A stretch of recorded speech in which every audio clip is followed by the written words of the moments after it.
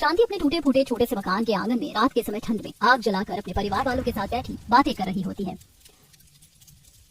जी अब तो हमारे पास घर लेने लायक पैसे जुड़ गए। मुझे लगता है कि अब हमें नया घर खरीद लेना चाहिए। सही कह रही हो शांति तुम। आखिर कब तक हम इस टूटे फूटे मकान में रहेंगे? तो फिर हम किसी ब्रोकर से बात कर लेते हैं या फिर खुद ही घर ढूंढ लेते हैं। अरे खुद घर कहाँ ढूंढेंगे? खुद घर ढूंढने के लिए हमें काम से छुट्टी लेनी पड़ेगी और काम से छुट्टी ले लेंगे तो पैसे कट जाएंगे। सही कह रहे हैं देवर जी, एक काम करते हैं, हम ब्रोकर का ही सहारा ले लेते हैं। तो फिर ठीक है, मैं किसी अच्छे ब्रोकर से बात करता हूँ जिससे हमें हमारे जमा किए हुए पैसों के अनुसार कोई अच्छा सा घर मिल जाए।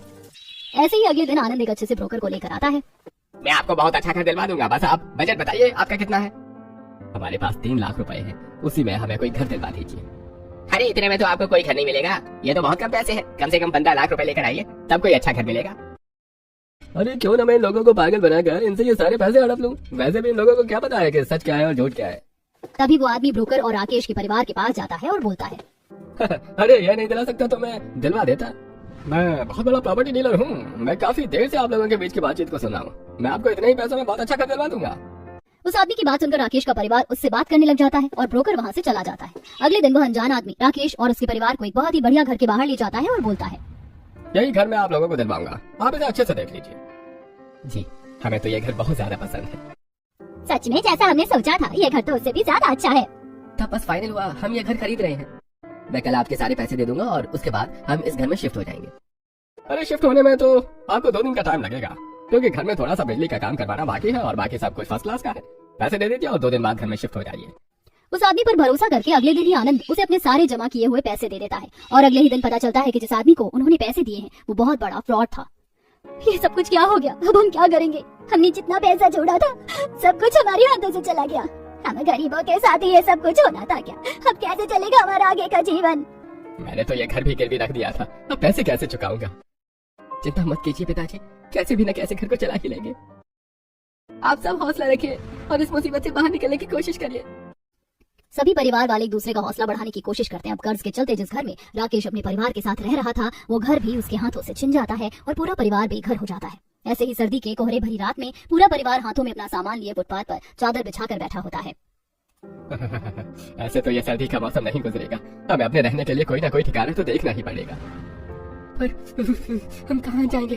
पर पिताजी ये भी तो बताइए, ऐसी कोई जगह ढूंढनी होगी जहाँ पर हम ठंड से भी बच पाए और हमारा गुजर बसर भी हो जाए। सही कह रहे हैं आप, वरना ऐसे तो हम सर्दी में ही ठंड में ठिठुर कर मर जाएंगे। कल सुबह होते ही हम अपना कोई नया ठिकाना देखेंगे। ऐसे ही जैसे तैसे करके ठंड में कांपते हुए राकेश का पूरा परिवार फुटपाथ पर वहीं रात बिता लेता है। अगले दिन वह अपना बोरिया बिस्तर उठाकर अपने पूरे परिवार के साथ रहने का ठिकाना ढूंढने की तलाश में घूमने लगता है और भटकते भटकते एक घने जंगल में जा पहुंचते हैं और तभी घर के बच्चे बोलते हैं, मुझे बहुत तेज भूख लगी है दादाजी, मुझे भी बहुत तेज भूख लगी हुई है, कुछ खाने के लिए दे दीजिए, कल से कुछ नहीं खाया। अब इतने घने जंगल में खाना कहाँ से लेकर आए? सब यहीं पर रुक जाओ और इधर उधर खाने के लिए कुछ देखते हैं, क्या पता इस जंगल में कुछ खाने को मिल जाए। आनंद और अनूप घने जंगल में इधर उधर बच्चों का पेट भरने के लिए खाने की तलाश में जाते हैं। तभी उनकी नजर एक पेड़ पर लगे हुए सूखी बेरों पर जाती है। बच्चों के लिए बेर ही तोड़ लेते हैं, इससे उनका पेट थोड़ा बहुत तो भर ही जाएगा। दोनों मिलकर बेर जमा कर लेते हैं। दोनों भाई बेर इकट्ठे करते हैं और वहीं दूसरी तरफ राकेश जंगल में इधर उधर देखता है। उसकी नजर जंगल के छोटे छोटे जानवरों पर जाती है, जैसे कि गिलहरी जिसने पेड़ के अंदर अपना घर बनाया हुआ था, चूहा जिसने जमीन के अंदर अपने रहने की जगह बनाई हुई थी और चींटियां जो कि कतार बनाकर खाने की चीज अपने जमीन के अंदर बने घर में ले जा रही थी। अगर ये जानवर इस जंगल में रहने अपने आप रहने के लिए घर बना सकते हैं तो हम इंसान क्यों नहीं बना सकते? मुझे लगता है कि जब तक हमें रहने का कोई पक्का ठिकाना नहीं मिल जाता तब तक हमें इस जंगल में ही अपना रहन सहन करना होगा। तभी वहाँ पर अनूप और आनंद बेर लेकर आ जाते हैं और राकेश सभी को अपने दिमाग में चल रहे विचार के बारे में बताता है। जी सही कह रहे हैं आप, पुराने समय में भी तो लोग जंगल में रहा ही करते थे। हम पुरानी तकनीक का इस्तेमाल करके अपने लिए एक छोटा सा छप्पर वाला घर बना लेते हैं और उसी में रहना शुरू कर देते हैं। बाकी खाने पीने के लिए हम इधर उधर भटक कर देख लेते हैं, क्या पता इन बेरों के अलावा भी कुछ मिल जाए। हाँ बिल्कुल सही पिताजी, आप यहाँ रहकर घर की औरतों के साथ घर बनाने का काम कीजिए और हम खाने पीने का बंदोबस्त करते हैं। इस तरह राकेश का परिवार जंगल में रहने के लिए छोटा सा टेम्परेरी छप्पर वाला घर बना लेता है। अनूप और आनंद भी जंगल के कुछ फल और बाकी चीजें अपने परिवार के खाने के लिए ले आते हैं। रात को थोड़ा बहुत खाकर जब सभी लोग छप्पर वाले घर में लेटे हुए होते हैं और बुरी तरीके से ठंड से कांप रहे होते हैं, तभी उन्हें जोर से जंगली जानवरों के बुलाने की आवाज आती है। ये कैसी आवाज आ रही है? मुझे लगता है हमारे आसपास कोई जंगली जानवर है, जैसे भेड़िया या फिर शेर।